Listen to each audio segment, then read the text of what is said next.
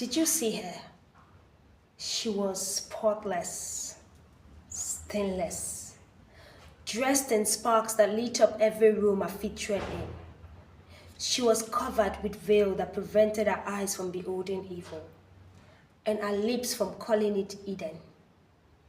Her face wasn't made up with blush or concealer, but with the foundation of the word she glowed, sending smiles from chin to chin, ably representing the makeup artist whose job is always good everywhere he goes. You see her toes? They tell tales of grace as they mount up with steps. Hit after hit, her cut heels touches the floor like weapons of war.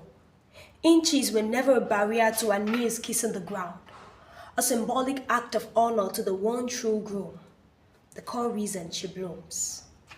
But ticks, talks, years gradually turning into centuries, and this bride is slowly becoming unfamiliar.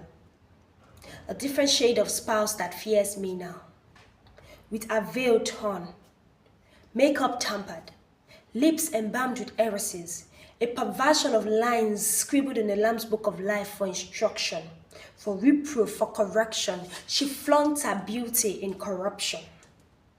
I showed her puff in pride, so glary, I see and now take her for a ride.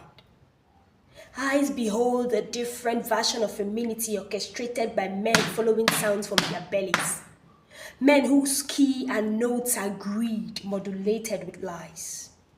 You see, this version screams rebellion, even in the absence of words, ending each sentence of scripture command with a question mark.